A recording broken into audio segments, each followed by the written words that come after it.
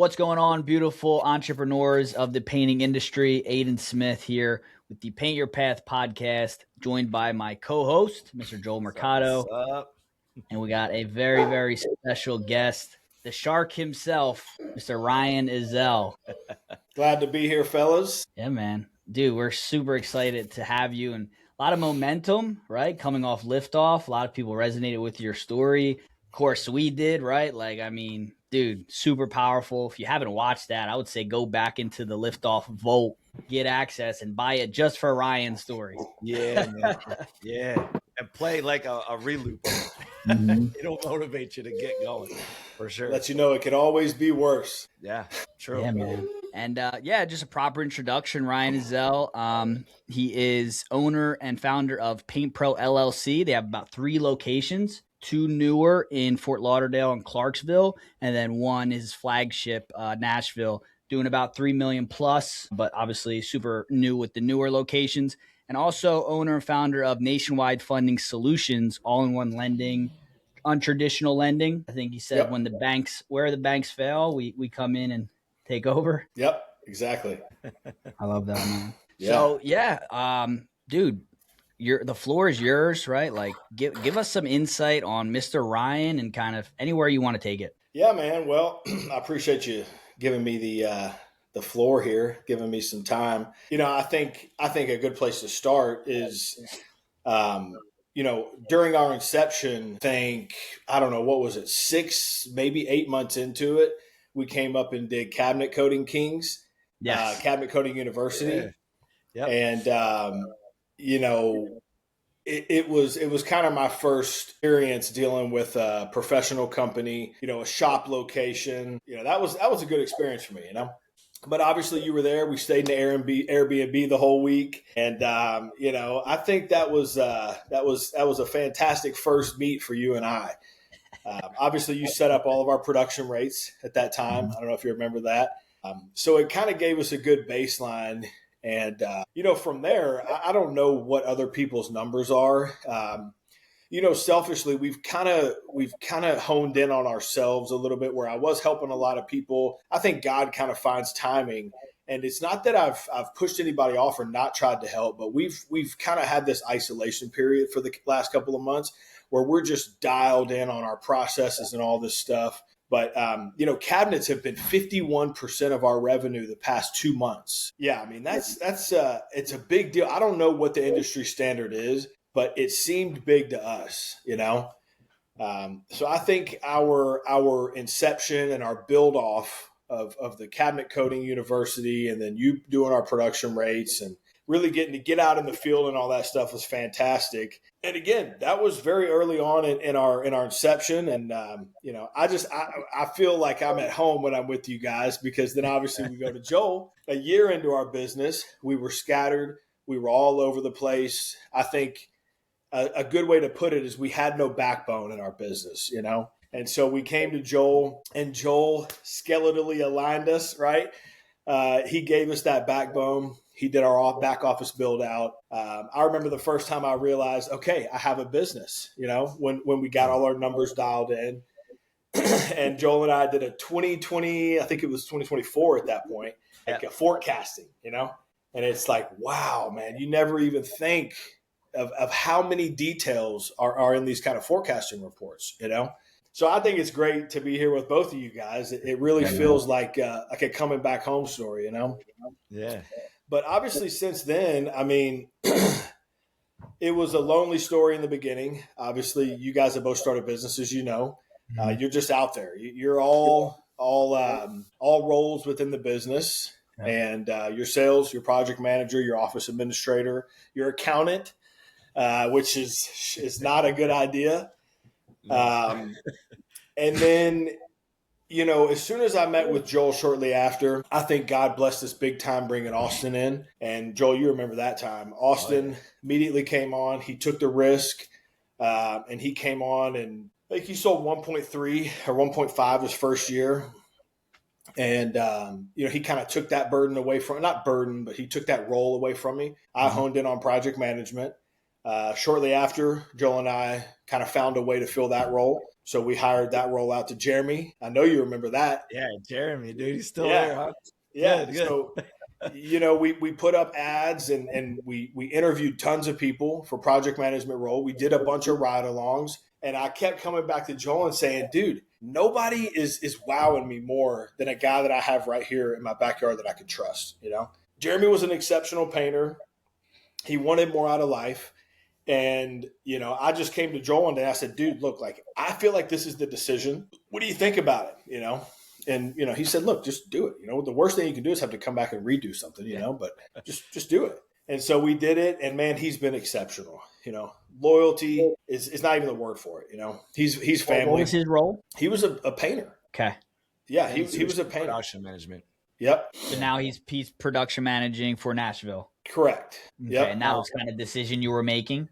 Yep. That was the decision. Do we hire outside? Sorry, I don't mean to interrupt, but I want to highlight something. I did challenge Ryan a lot. And what people don't realize, this is something that they need to understand that Ryan has that a lot of people are blinded by. Ryan will ask your opinion, but he still may not care about it.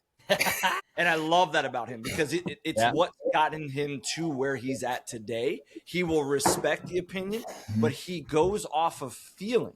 Yeah. And he's just measuring, am I right or am I wrong? Am I feeling? Because I remember and can I respectfully say what we were saying about in the beginning? Yeah. Like we kept saying, dude, I don't know, man.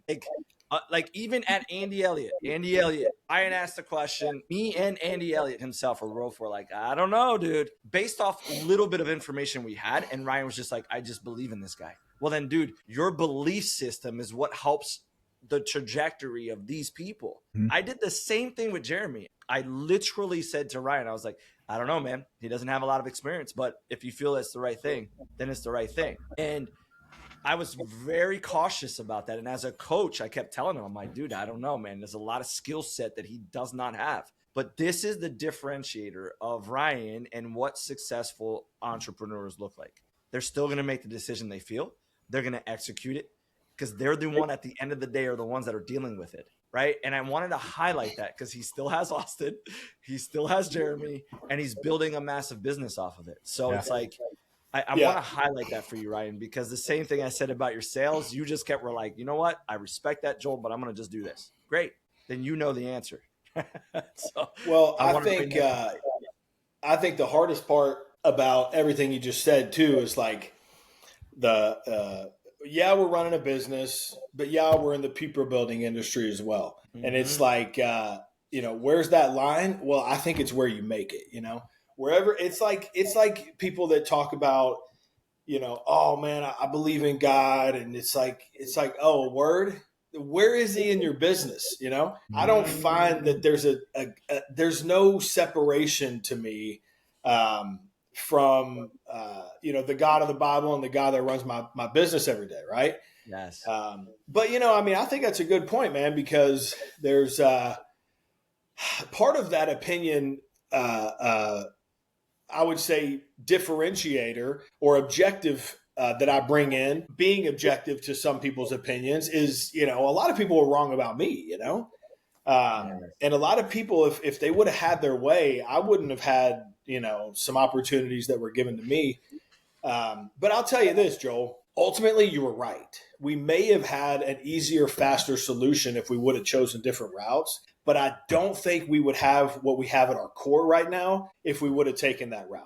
It's just like and I hope I don't step on any toes when I say this, but it's just like the virtual assistant route. I could save so much money by going the virtual assistant route right now. But we have something that, dude, it's magical. Like our office administrators are so tuned in and they stay on a Google Meet all day long. These girls, they're fantastic. They enjoy being around each other. They love my business. And, Jeremy, I'll just say, Jeremy didn't have a lot of opportunity, had a tough past, but, I really believe that if I needed to, Jeremy would go kill somebody for me, and that right, bro, that right there is powerful because it's like, certain people could rely on me for the same thing because they know it's just like, it's no question, I'll do whatever you need me to do, Yes. Obviously that's a massive joke, Yeah. but the underlying commitment is, it's like, if Austin calls me, he knows it doesn't matter. I don't care what time it is. I don't care where I'm at. I'll be there. Just tell me what you need, Yes. Jeremy is that person. I'll tell you that collections are at an all-time high. Efficiencies are at an all-time high. Job costing there's no question about if we're hitting our numbers, right? And it's dialed in. So I also give, I wouldn't call it bonuses. I would call it, production bonuses based off of savings. So if we save, let's say even a percentage or two, I actually split the proceeds with Jeremy. So it makes him hyper competitive, hyper efficient. Wow. And, and then Austin, Joel, we've talked about comp plans. Yep. I'll be honest, man, it's still like, I've heard so many different people's comp plans in the industry. And, that's one thing that I don't feel that you can just say, this is how it is, this is the comp plan. Yes. I think it's kind of a living organism that you're going to have to play with, but what we've done there, it is 100% centered around growth. Grow your team, grow your average job size, grow your close ratio. It's all about just improving, Yep. So I think, we have grown into a true family right now. Wow. And I mean, dude, we got problems, there's always problems, but even this past week, like one of our biggest problems, this may seem elementary. One of our biggest problems is getting checks from the sales rep's hand into my hand. Or getting this payment or whatever, so we got our bank set up and we got all these, it should have happened a long time ago, but for whatever reason, we got mobile deposits set up and mobile payment solutions on phones and stuff. That was kind of the last thing that there was a big hindrance on us. But, it's just like at this point, we've done what we're comfortable with, we have, I would say, I think we're at like 12 in-house employees. Most of those are administrative, production and sales. We're virtually 100% sub-based at this point. We've done, I think, $1.5 million with one sub alone at this point. Mm-hmm. Wow. So our business is kind of like, and I'm sure both of you have experienced the same thing. It's like you go into it, you get all these different opinions and suggestions, and it's almost like you're so hyper focused on finding the answer in the beginning that you forget one thing. And that, in my opinion, is nobody knows your business like you. No one can give you advice on your business like you can. Mm-hmm. At the end of the day, it's you two. We can sit here and talk in circles, but you don't know the ins and outs of my business like I do, So I think that there's an eventual growth kind of step where you just say, like for instance, we had these in-house crews. They were absolutely fantastic. They were my favorite people on earth. They did jobs perfectly, but they cost me money every single job. I wasn't profitable, right? Mm-hmm. So at a certain point, I'm like, okay, this is not working. I've tried. I'm losing money on a weekly basis at this point. We flipped them to sub. They get the work done in half the time. It's amazing. Yeah. They love the transfer, Mm-hmm. And now it's just like I've transferred almost 100%. I keep in-house employees for touch-ups and small jobs and our cabinets. Our cabinets are 100% in-house. But other than that, man, we have found we keep our profit margins exactly where we want. And more than anything, it's just peace of mind. You know how it is, piecework, production rates, whatever you want to, or a percentage based. It's like, here's how much you get for the job. I know my numbers are going to be in line. Yeah. Just covered a lot of high level stuff there. No, he just put, put the whole map out there all in one segment right there. Yeah. Yeah. Well, I mean, isn't it funny though? Like that's almost how fast it feels like it went, right? Yeah. It's like from the time we all started and got together till now, It's almost like, and I know I have a long way to go, and that's actually exciting at this point as to where before it was kind of defeating of how elementary I am. Like, man, I can't wait for future growth and just epiphanies. And it's like, what can I do next? But as of right now, it's like, dude, we're comfortable. We're happy. We're profitable. It's like, dude, what more can you ask for, you know? Yeah. Wow. Dude, I remember we were in Alex's office for CCU cabinets, and we're breaking down, what the growth levels look like. We're looking at like 0 to 500K, million to 2 million, whatever that is. I saw you spray your first cabinet. We were just trying to get content. The one thing I love about you is you are a doer through and through. Like, you have an objective. Let's get this shit done. I don't care what it looks like. You got like a pseudo cabinet spraying booth in your backyard. I remember you had that all set up. You were just like, we're going to get this in no matter what. You know what I mean? Well, I mean, I don't think either one of you would argue that. I mean, dude, there's no other way to do it. Yeah. It's just like, at least for a little while, you got to do it. I'll also tell you this too, and just in the spirit of honesty and transparency, since we've grown and I've filled all these positions, dude, I would be lying to you if I said that, some days I wake up and I don't have anything to do. And I have felt, I wouldn't call it depression, but I have felt since my business no longer needs me, my purpose has been slightly taken away in some cases. And it's almost like, it's like, man, as somebody who likes to wake up and get going and get stuff done, it's like, I'll wake up, I'll go to the gym, and then it's like, okay, I'll come back home and I'm just kind of, sitting around answering phone calls or whatever. But then you have to change that, right? It's like, no. That's why we do this. That's the goal, right? Yeah. But it's different. It's different Can I help you with that, Ryan, real quick? Yeah. So I'm actually running a little masterclass in the MVP call this Wednesday on this reason. Because if you guys notice, we identify towards something, and when that identity switches, now we feel depressed, we feel sad, and then we question, why did we do all this? And then we replace it with other habits, right? And I want to, if this can help you guys out, here's the cool part, brother. I want you to re-identify what does that look like for you at the end. The family. Are you speaking on stages? Are you not speaking on stages? Are you growing 10 locations? And in those 10 locations, are you doing a mini event? I want you to be very clear on what that looks like, because that's what you switch to now. Now you start driving towards that vision, and the goal is going to change. The goalpost changes every single time. So now you've accomplished that one part of the full identity. So you don't identify versus Nashville. You identify the full goal.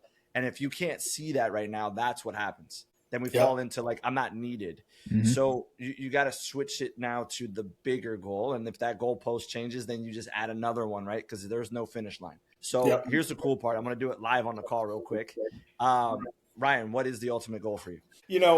We always joked and said, oh, dude, we need 100 locations, Nice. But I think if we had 10 high performing offices, in the next 5 years, I think that'd be great. Now, if you looked at our growth now, you would say, well, you're going to do that in a year. And we may do that. I don't know. But I think 10 offices would be fantastic. Awesome. Do you know what that looks like? We have a pretty good idea, but not picture painted worthy, I can't feel it yet. Yeah. That's what I want you to focus on today after the podcast. Feel that, see that, blueprint it, watch what happens. Your energy is going to shift towards that. And yes, you're right. It'll be in less than 5 years. It'll be in about a year or two. And then that 100 is not too far either. You could probably get that 100 in less than 10 years. So, I think that's a very important thing, because I know how you are. Dude, you're definitely the guy that can do it.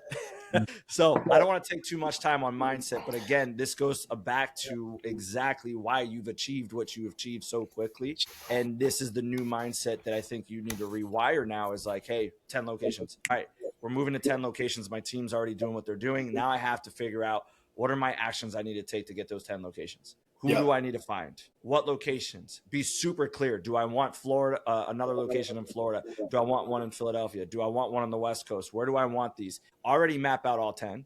Once you map out all 10, watch what your brain's going to start doing. And then every day you wake up, you're going to be like, I hit the gym, I hit these calls, I find these killers, boom, next. Then I start training these killers, boom, next. Then I start signing contracts, and now I start coaching, and now I'm traveling to all these locations and building up these leaders. Watch how fast you're going to do it, brother. There's the play right there on the call, just so you know. Yep, I love it. You're right.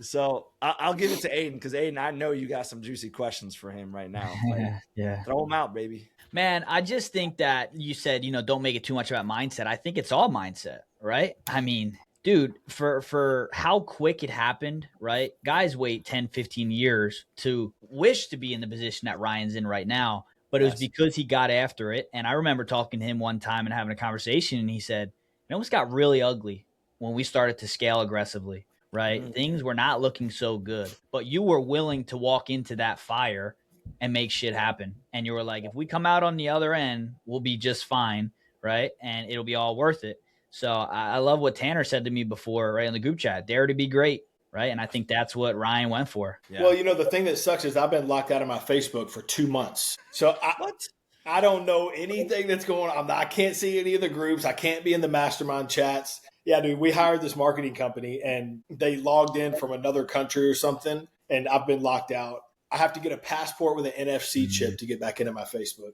But anyways, I think, it is mindset. And dude, I was thinking about it at the gym this morning. If people were honest about the financial side of running a business, I think it would keep even more people from trying, I think that it takes a certain type of freaking psychopath to run a business, because even today where we are financially what I would call stable, there are still times, I don't know if you guys experience, but there's like this 60 day kind of wave, and it's a lot of it is accounts receivables, but dude, sometimes we can't even put our finger on it. We're like, what is that? And it obviously it's a very consistent wave for us, In that wave, sometimes you can be stressed out. Now we have things like savings accounts, or like usually it's like, I'm freaking winging it, But we have safety nets in place, but still, dude, it's like if a normal person was watching the bank accounts of a business owner, they would shut it down. It's too risky. Yeah. They would say, whoa. You cannot go from 100,000 to 10,000 in a day, or if they just saw my credit card, my Amex bills, It's like, just think about it this morning, dude. I saw a 940, 460, 1,520, all these purchases, just guys going to get paint, start the week, Yeah. It's like, you have to have a certain tolerance to really get off in this game, Yeah. I think the safe way of doing it is easier on the mind, but you sacrifice. Do you want the quick success, or maybe you don't even be successful, quick success or quick failure, or do you play it safe and grow organically, which is, there's nothing wrong with it. There's not one right and one wrong. It's just, I personally have a background of pain tolerance just because of, my story, just addiction. And I felt like I had a lot to overcome. But, I think that is the one thing that it's too sensitive for guys to talk about their finances. So it just doesn't get talked about. Or people really are dishonest about, their true, financial situation, Yeah. I love that you say that, because there's times I had payroll was almost $100,000. And I'm like, shit, there's only $60,000 in the checking account right now. Where do we get $100,000 in 5 days? Right. Dude, and it's like in a sports season or whatever. Yeah. I couldn't agree more with you. And it's been like that every year. It was never just, I never had that situation. It's happened every year. At some point in time through the year, I had to figure it out. So it's like, I agree with you. And people are too scared to talk about that because they're more about the perception. Right. And you got to remember, this is why we bring guys like you on this podcast, because the reality is someone right now who's listening right now doesn't have $5 in their bank account, and they have a $5,000 bill they're about to pay on Friday. Yep. So I agree with you, man. And I think when situations like that come, at least in my business, dude, God has provided in weird and supernatural ways. I was listening to a sermon this morning. A lot of people don't like him. I don't really care. He feeds my soul every once in a while. Joel Osteen, Oh yeah, yeah. It's just, I listen to other preachers, but I like him every once in a while. I listened to his sermon, and dude, I caught myself saying amen 100 times during that thing. It was just all about supernatural provisions, Yeah. And it's like, dude, if you run a business and you ain't got God on your side to lean on, I don't see how people do it. It's one of those things where, dude, it's like, I mean, I experienced it last week. It's like we had so much going out and so much that was to be coming in, accounts receivable, but it wasn't in my pocket yet, And so it's just like, dude, but then you look at it this week, it's like, God, we're high on the hog, everything came through, we're sitting pretty, but there is a certain element of, man, it's tough to go to sleep sometimes, and you wake up in the middle of the night, and when you first roll your head out of bed the next morning, it's all you can think about. But, you keep going. I don't know if you can see it on his screen, but it looks like a beam of light as he's talking. Does it? Being blessed right now. It's being blessed. God's like, dude, preach. Talk to him. No, you're good. Let me get out of the window. You're all good. No, it's actually perfect timing. I wanted to take a moment because there was a lot we just unpacked there. I'll go into a couple other topics, but I want to take a moment just to shout out our sponsor, DripJobs. Huge support that they provide to us for the podcast. We're also going to be having a banner in their booth for the podcast. Super excited about that, getting that order in. And guys, make sure you come up, take a picture with it, tag us on socials. But if you're looking to get a CRM for your painting business, I believe, Ryan, you used it for like the majority of your painting business. Still do. Still do. DripJobs, guys, all-in-one CRM for painting contractors. If you want a free 60 days to get a test trial to see what it's about, 60 days, use our code PATH60, PATH60, 60 days free. You can't beat that. Perfect. Yeah. Yes. Shout out to DripJobs right now. They got the optional proposal thing. It's fire. It's lights out for us. We're doing good, better, best proposals. Yeah, it's fire. Are you doing the AI though? Is it Jobby? Is that what it's called? We're doing that too. My AI. office. Yeah, they're just now getting into it. I don't know anything about it yet, but I do know that Tanner hit me up the day it dropped, and he's like, "Yo, go get this." So essentially, like, we're big on delegation and empowering guys on the field. It is a way to kind of just check your responses, right? Take the notes from the deal, see where they're at, how long it's been, and it curates a response to actually reply and try and land that deal. So if you're someone that just likes to double check their work, or you're not the most savvy with follow-ups and sales, this is a game changer for you. Yeah. Also, I'm a firm believer in supporting guys that I respect and admire. And, shout out to Tanner. He's not only a visionary, but dude, he's a freaking stud of a human. Like he's been there with me this entire journey. He doesn't owe me a thing. And there was things that he did for me when I could give nothing back in return, So a big shout out to Tanner who owns DripJobs.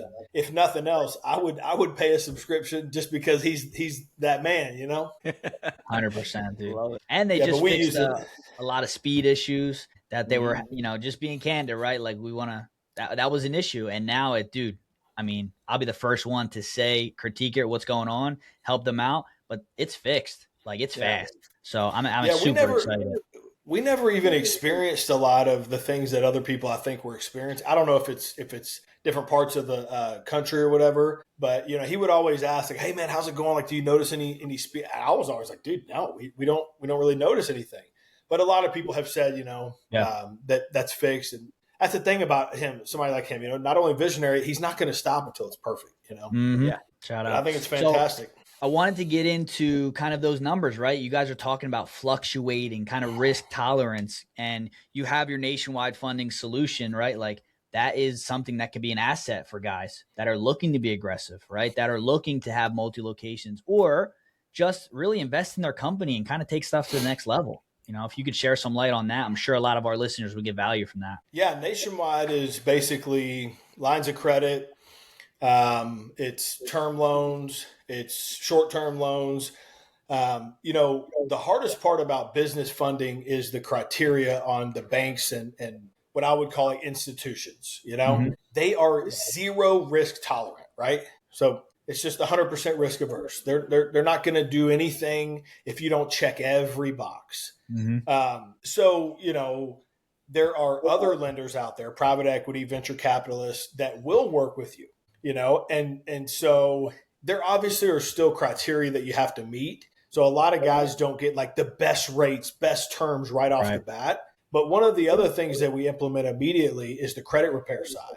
So every customer that comes on board with us, part of our onboarding is it's almost required. I know, Joel, every person we've worked with, you do the credit repair. So you do the credit repair, get your credit up, then obviously your business payment history for whatever we can get you at the time. Then you work with your payment history. Then we work into, just like paint, good, better, and best rates and terms, you know? Yeah. The best being what I would consider an SBA term loan, like a 7A.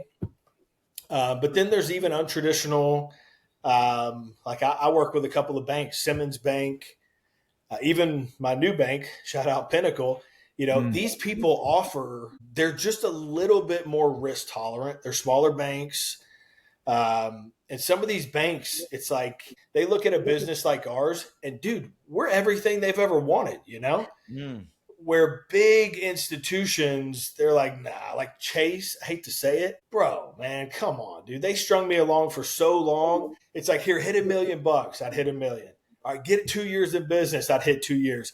We need you at around 4 million. It's like, dude, come on, man. Right. They never helped my business in any way, shape, or form, you know? As to where I've found other partners, it's like, dude, it's just incredible. Not only banks, but, you know, people that we've worked with, you know, that I've helped people in the painting industry with simple lines of credit. Yeah. The most important thing with anything in the financial institution world is you have to manage the funds and manage the future economics of your business in a big way, you know? Always remember that borrowed money has to be repaid, you know, and I would any money that is borrowed, I would treat it like gold, you know. It's like you have to be very careful with what you borrow.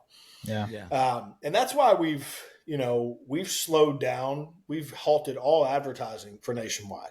You know, it's just like everything's organic. All of our customers come through us organically, and that's kind of how we like it right now. You know, I'm not looking to have 100 people a month. We like helping people that we can really kind of jump in the ship with them and refine, build credit, and work out what I feel is like a best solution for their business. You know, when we had 50 people a month, dude, I almost lost the touch. You know, we were just trying to get people approved and hustling and doing all this stuff.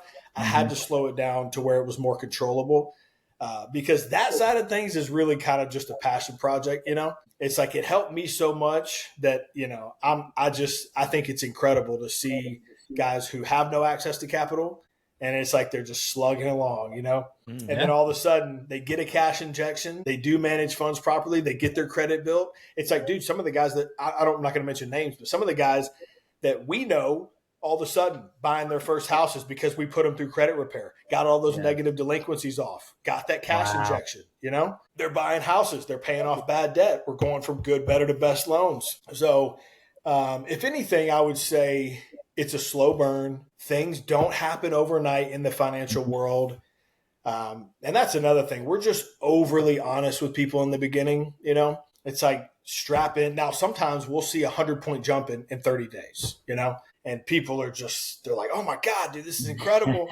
Sometimes, like if you have 30, 60, 90, 120-day late payments, those are tough. We send multiple letters on your behalf. We're really kind of fighting the creditors on that stuff. We get it off eventually, but it's tough, you know? Yeah. But mostly it's a slow situation where we try to build your credit. We get you the loans that you're that are the best rates that are available at the moment. I really like lines of credit. And then we slowly work into, you know, SBA quick. SBA, what's it called? Streamline SBA is $350,000, you know? That can change a business in a big way. Gosh, man. Yeah. 10-year term, prime rates. Wow. That can, but again, you only want to take that money if you know where to deploy it immediately, you know? Correct. Tell you what, in So- my first painting business, I used a line of credit to get things rolling, right? Like that 0% 18-month card and whatnot. If I didn't get approved for that, might not be talking on this podcast right now, to be honest. Yeah. So if you use it the right way, that's why you're one of our trusted partners at the Paint Pro Coaching, is because, like, man, if you have a big opportunity and you know you can manage finances pretty well, I mean, get that injection, have a great month, pay it off, you're good to go. You just finance your entire future. Yeah, So. it's all about. I'll be honest, man. Most of the guys in this industry, we're not freaking bankers, you know. And there's nobody in the industry that's given sound advice. A lot of people have opinions, but they don't have what I would consider like a guideline or structuring. So I think you're exactly right, man. I think we're not doing this to put lift kits on the truck and to go look flashy. We're doing it to put lift kits on the business, Yeah. We're trying to land that commercial project that'll change everything, That's it. And what do we always focus on? Marketing, positions, putting the right people in place. And then and again, we all know the right marketers that make it happen. But I think putting the right people in place is one of the biggest game changers. Now you got to have the right lead flow to get the right people, but then coaching, it's leads, it's marketing, it's people, and then it's coaching, and not even in that order. But you guys have seen most of the people that are not already with you that come with us, we push them your way, Yeah. Beauty. Dude, could you also kind of like, one of the things that was really powerful when we were listening to you on Liftoff was getting that first project and that story, how you started and you were like, I'm going to do this. And then you went to a house that you knew needed some work. And the guy was just like, I'll let you tell the story if you don't mind. Yeah. Started it. Grandmother gave me some extra money. Kind of bringing it full circle too, real quick too. Nashville power just went out real bad. 800,000 people without power. Big ice storm, snowstorm. Grandmother lives in Nashville, the one who gave me the money to start the company. I got a big 4-wheel drive truck, so we went up there, got her groceries and all types of stuff. And it was just amazing, dude. It was right where I moved her in, right where it all started, and then here we are coming back, able to provide for her. She's trying to hand me cash. I'm like, Granny, you don't even know what you've done. You don't even know what you've done. Like, but just a really humbling time. We all just kind of got, it was just really a great time for us to go back up there. And not that we haven't been in the meantime, but it was it was the end of another great year. And it was a great opportunity for us to be able to thank her again. But so the first job, I was knocking doors in between my other job. And it was a big, old, historic house. Paint was falling off this house, literally. And so I just thought, well, there's somebody who obviously needs a paint job. So I walk up and knock on the door. It was a really big, nice house, but nice cars in the driveway. And the lady answers the door with some little kids. And she basically says, absolutely, I need this house painted.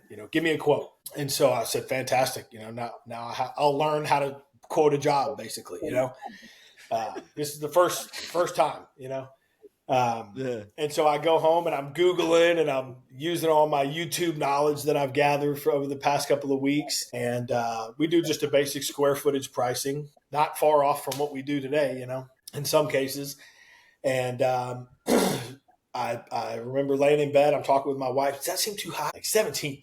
Like, no one's going to give me their $17,000, My wife's like, just send it, It's like, you've done all the research. So we send it and, she's like, yeah, that sounds really good. She said, that's a lot less than what the other bid was. And I'm thinking, oh, crap.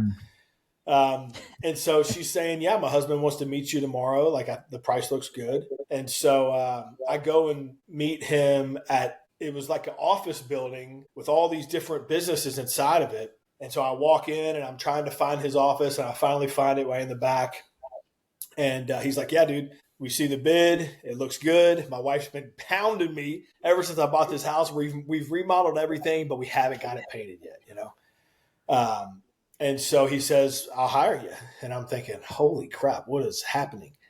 But he said, I looked you up and you've only been in business for 2 days. So I can't give you a 50% deposit. I'm like, dude, whatever. I said, you're exactly right. I've only been in business for 2 days. I'm not trying to scam you.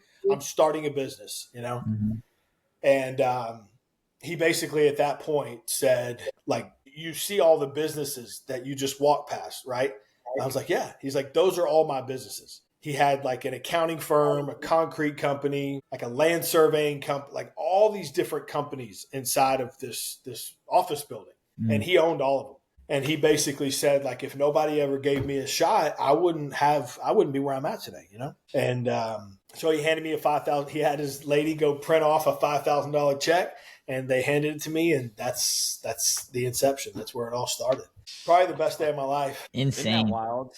Isn't that wild? Just the pure faith and just going there, not overthinking it and just going for it, man. Wow. Yeah. What did you say, Joel? Faith without works, right? Yeah, faith. Biblically, it says faith without works is dead. Yeah, right? it's the book of James. And we talk about that. Yeah. Yep. Yeah, James. The whole book is about faith without works. But too. Speaking about a couple of things, I've been sober, right? Sober during that time. One of my biggest coping mechanisms was alcohol in the face of like stressful situations, right? So imagine a situation more stressful. It's like, dude, there may not be one. This is my first job opportunity. And I can tell you so many times, it's like, even today, the hardest things that I deal with, the only times where I'm ever like, man, it'd be nice to take a drink right now, are the freaking tough times, dude. Going to talk with a customer who's pissed off, who's holding out a check and they just can't wait to unleash on you when you get there, or just those battles we're in, some of those. But dude, I remember thinking like, holy crap, dude. Like I got to walk up in here and just face it, whatever it is. My nerves were, I'm not going to act like I was all tough, I was freaking nervous, man. I had no idea how this was going to go, but it's just, you learn from those types of things. I got through it sober. I can do it again and again and again, It's huge. Yeah. I just think that's so powerful, right? Because like you went out on a limb, 2 days, right? Just got into it and you were like, I'm going after this beast. I don't care. I'm making it happen. And he gave you a chance, let it go. And now it's like, we got to give him the keys to the city and Paint Pro or something. We got to go back. I know, dude. Yeah, I know. The hardest thing is he was in the original CRM we used. And dude, I can't even find his phone number, man. We got to go back and knock on that door, dude. You remember me? I got like 5 locations now. Yeah. No joke. You're my first one. Yeah.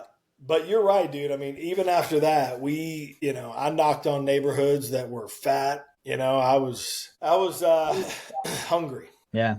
No, man. Just want to, I know I said it before, but like, just, we're all super proud of you. And like what you're doing, even the game you're giving here is super powerful, and valuable. So whatever you got to do as far as hop on stages, go out, blast that story is what you got to do. Like, bright future ahead, man. Well, another thing, a lot of people reached out after liftoff and a lot of people hit me up on Instagram and emailed and called. And, it's like, dude, I told you I don't have the busiest day anymore, and I just want everybody to know, like, I'm here for that, Yeah. Nobody's bugging me or I had a call with a dude the other day, man. We talked for hours, literally. Actually, I think you both got on a call with him. But it's like, dude, I'm here, man. I'm available and I'm happy to do it, So if anybody has anything they want to talk about, if they want to talk about growth or the situations they're in, I think you guys would both agree that that's what we all wanted in the beginning, just 100%. Talk to me, man. Please just tell me, like, what am I doing, Yeah. So happy to do it. Yeah, man. Love that. Legendary. And if you don't mind sharing some game on like maybe a little bit of partnership stuff. I know we're up against time a little bit, but I think that's so huge, right? Guys that are potentially looking at partnerships, how can they prepare and what should they be thinking about when getting into it? Yeah, it's been the hardest part about opening new offices. I would say we have not sought out a partner ever, not one time. we have had partners come to us and say, hey, dude, really like what you're doing. A lot of these guys I've known for a long time, you know. I would say try to find as close to an organic connection as you can like that. And then this is kind of counterintuitive to what I just said. Let the lawyers do what the lawyers do, you know, let them build your contracts. I think that good faith, what I would call plain language style agreements, they're more problematic than I think you would ever realize. I had an attorney say if a contract is at 30 pages long, you're gonna have nothing but headaches, you know? Yeah. So one of our biggest hurdles was, in Florida, we did a name change. We sought at that time to change the contract, you know, and we realized that we were lacking a lot in that contract. So now we've had to turn it over completely to the lawyers, you know, and we're still running this business every single day. Wow. I'll tell you this right now. If we didn't have a brother type connection, it'd be a bad story. You know, it could get ugly.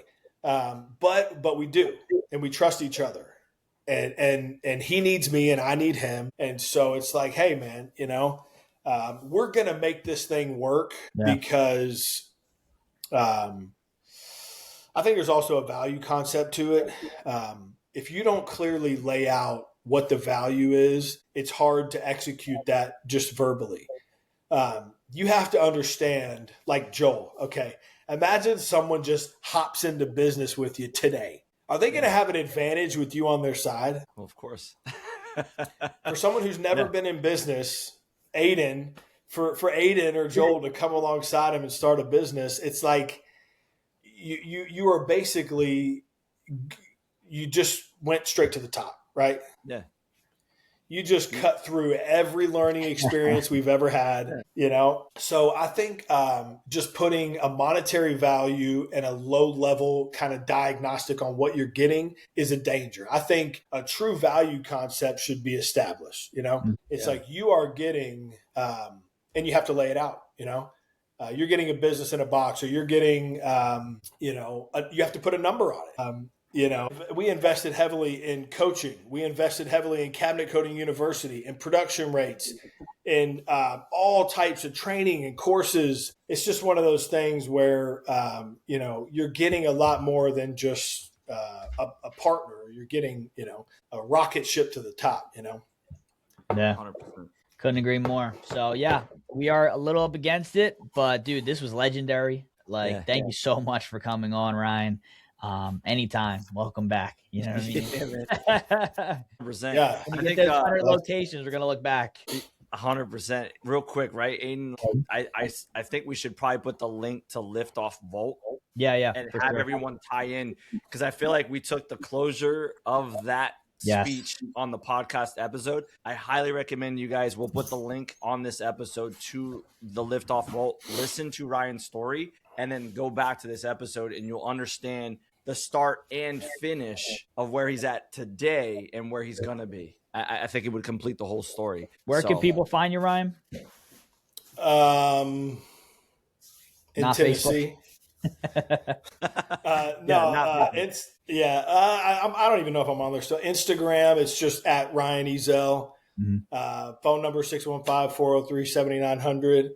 And hey, if I could just say one last thing, I think I am more open than I've ever been to changing the plans on what I feel is best for me, the family, the business. If I choose to not launch any new locations next month, I'm okay with that. If I choose to blow this up to a $20 million a year business in one location, I'm okay with that. If there's one thing I didn't get to say, is the Chinese parable on my the liftoff thing. Do we have like 3 minutes? Yeah, please. Okay, so the Chinese parable is, there's a Chinese farmer. He owns nothing to his name. He leases land from a landowner, and he does nothing but work the land, right? The only thing he has to his name is a horse to till the land, to drag fruits and vegetables. All he owns is a horse. So one day, the horse breaks out of the stable and runs off into the woods. That's the only asset he has, right? The whole village comes over and they say, oh my God, I'm so sorry. The only thing you have ran off. I'm so sorry. And he said, I don't know if it's good. I don't know if it's bad. What do I know? And they said, well, you must be an idiot. That's your entire livelihood. You have nothing anymore. He said, yeah, I don't know. Could be good, could be bad. The next day, that horse comes running back into the stable, and there's 4 other horses behind it. And they all come into the stable and they lock him in. The whole village comes over and they say, oh my God, you're the luckiest guy I've ever seen. You just 4x'd your entire net worth overnight. This is incredible. You're the luckiest man in the world. He said, yeah, I don't know. I don't know if it's good. I don't know if it's bad. It could be a blessing, could be a curse. And they said, well, you're an idiot. You just 4x'd your entire asset base. He said, yeah, I don't know. So the next day, his son goes out there and is trying to break one of the horses. His son gets bucked off the horse, badly breaks both of his legs, probably crippled for the rest of his life. The whole village comes over. Oh my God, I'm so sorry. Hey, this is terrible. Your son is crippled. He's your main worker. He said, yeah, I don't know. I don't know if it's good. I don't know if it's bad. They say, you're an idiot. Your son is probably crippled for the rest of your life. How could you possibly think that's good? He said, I don't know. I don't know if it's good or bad. The next day, the Chinese army comes through. They're taking every able-bodied youth into battle. It's a losing battle. All they need is warm bodies on the front line. Nobody's going to survive this thing. Every able-bodied man has to come and fight on the front lines. Well, guess what? His son's crippled, can't go. The whole village comes over. Oh, my God, your son's the only living youth in the town. This is amazing. You're so blessed. He said, I don't know. I don't know if it's good. I don't know if it's bad. The moral of the story is the more we are open to flowing through the day like water, your biggest blessing could be your biggest curse. Your biggest curse could be the springboard of your entire future, of your entire success, but you don't know. We have to be open to the idea of flowing with God's will and just, hey, man, I don't know. The best epiphany I've had in my adult life is being able to say, I don't know. My wife looks at me to have all the answers, and sometimes the best thing is just being like, honey, I don't know. I don't know everything. I used to have a complex. I need to know everything. I need to be all-knowing, right? Now, I don't know. I don't know. Who knows? I don't know. So I think that Chinese parable is one of the most important things I've ever heard in my life. We got to end it on that note Mm-hmm. right there, dude. Yeah. That's an edit in itself. Yeah.